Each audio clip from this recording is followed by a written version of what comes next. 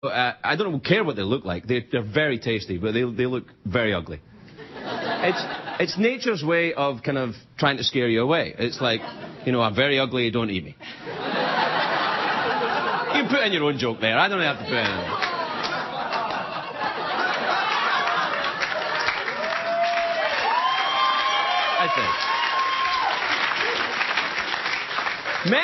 Memphis was, and it is a great city, and it was my first introduction to the South.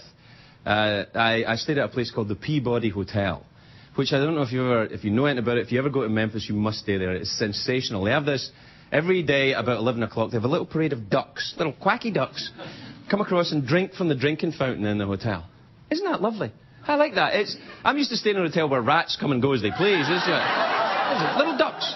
And I go on the tour of Graceland. I'll get to the point. I get to Graceland to see the museum of Elvis's life. And I get there, and it's not a museum at all, Graceland. It's like a guy's house. It really is. It's kind of a strange guy's house, but well, come on. Elvis was a white, straight man living in the South. He wasn't into interior design. It wasn't his thing. You know, but he was... If you think Elvis's house is cheesy, if you've ever been there, you should see my parents' house, by the way. It's not... It's a monument to bad taste. Underneath, they've got a coffee table in my parents' house, which is... it's got glass on the top and then battered metal underneath of horses galloping. It sounds better than it is. Trust me, it is. Anyway, I got into Graceland and I looked around and it was fantastic. They've got a room with all of Elvis's costumes in it. And they've all been tailored for the skinny Elvis.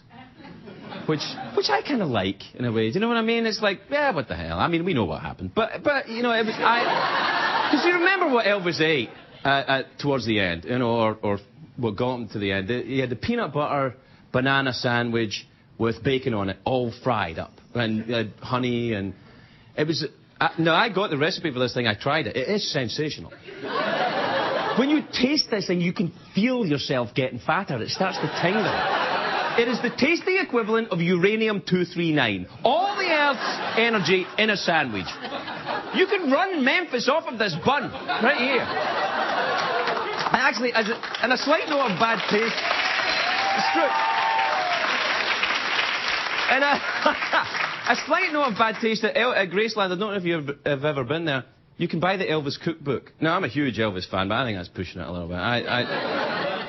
And Elvis had TV room, where he had a room full of TVs. This is before, you know, the TiVos and the Beedly Beats. The room full of not TiVos, TVs, not DVDs or CDs, TVs. I know the stories about how if a show came on he didn't like, he just shoot the TV. Just shoot the TV. And this was before Joey was on. He was way ahead of his time, this guy. Back. Oh, yeah, you like it. Come on. Every Thursday night, the sound of TVs being shot all over America. Anyway, could Elvis have been saved, you know, from what happened to him? I actually think so. I think if it was now, there would have been some kind of intervention, I think, a trip to rehab or something, a tearful confession on Dr. Phil. It would have happened, you know. And Elvis, what would he be like if he was around now? If he, you know, he did meet with Nixon. That's well documented, the meet with Nixon, who, you know, fabulous guy. And he, fabulous if you're Chinese, not so much if you're American, but the, yeah, topical political satire. Elvis could easily have become the president of the United States, I think. That could have happened if he lived, you know, and the fried banana sandwiches at state dinners. And the national anthem would be much the same, except that, you know, land of the free and the home of the brave. Wherever